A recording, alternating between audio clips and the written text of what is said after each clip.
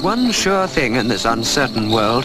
A galley ride will always take you to places where there's excitement tinged with sun-drenched history.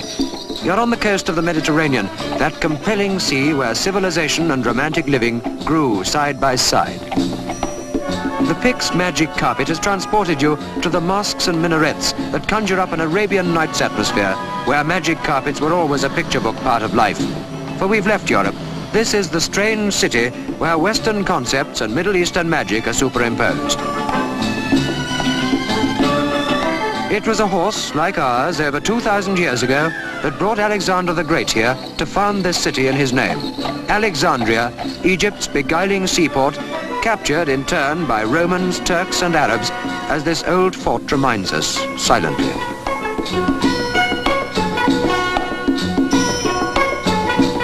When the pharaohs ruled Egypt, this chunk of granite was hewn and hoisted in memory of an emperor who brought bread to the people starving from a 9-month siege.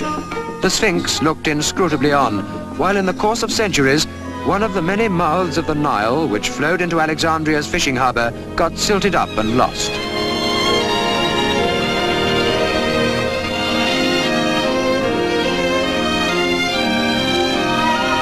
You sail here in waters which once were lit by the great Pharos lighthouse, the seventh wonder of the ancient world, destroyed in an earthquake a mere matter of 600 years ago, just the day before yesterday in Egypt's historical reckoning.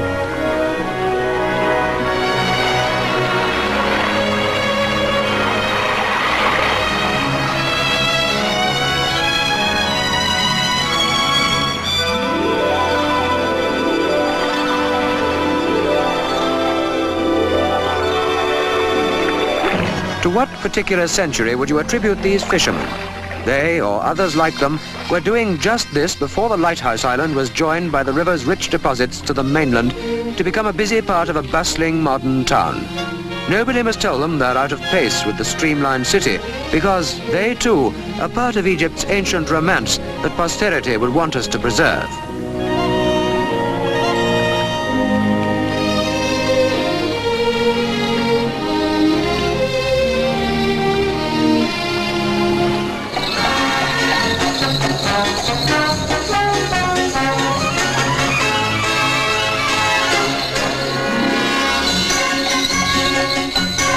When Arab horses stormed into Alexandria 1,300 years ago, they found 4,000 palaces and baths, 12,000 gardeners and 400 theatres dating back to antiquity.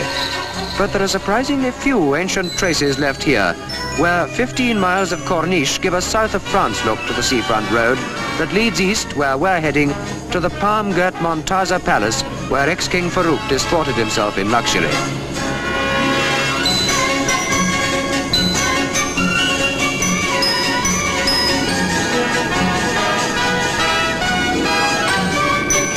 We're heading for a pleasure ground where life goes swimmingly.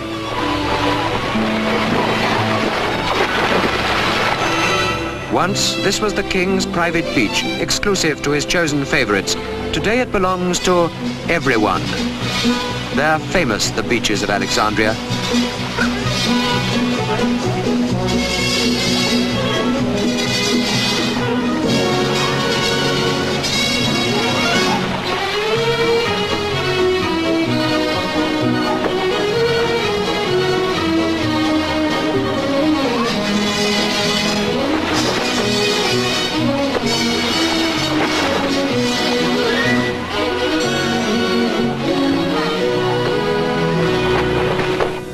From the dazzling sunshine, we've come now to the shadowy world of the catacombs, one of Alexandria's ancient remainders that survived all the sieges and rebuilding, to be discovered by chance just 60-odd years ago.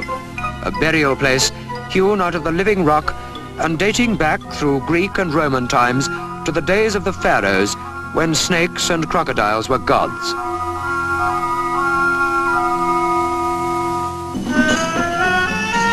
In the Montaza Palace today, you can win riches if you guess right at roulette.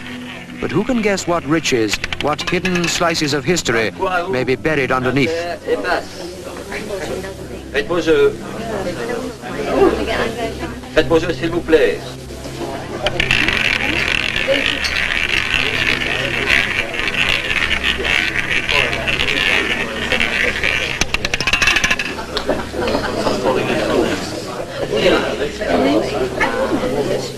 You've only got to go to the outskirts of town to encounter the one Egyptian creature that never changes and links the rich Nile Valley with the surrounding wilderness, the camel.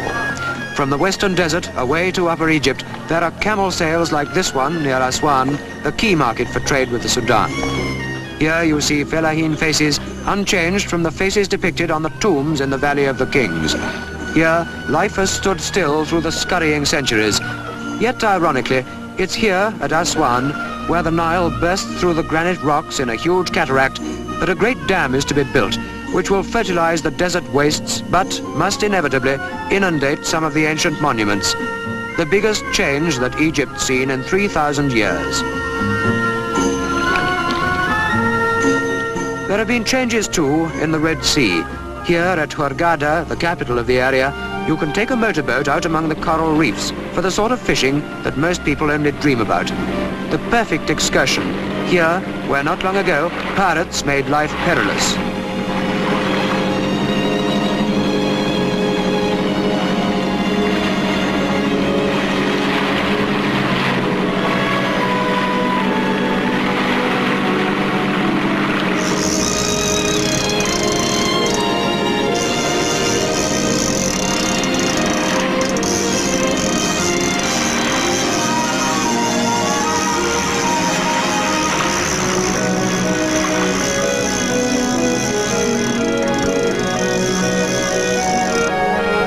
Changes too in the life of the local fishermen. Paraffin lights are the only concession they'll make to modernity as they put out at dusk to lure the self-same fishes that their ancient ancestors speared by the light of flares. There's no carpet more magical than the liquid carpet of the Red Sea when twilight puts its inimitable patterns into it.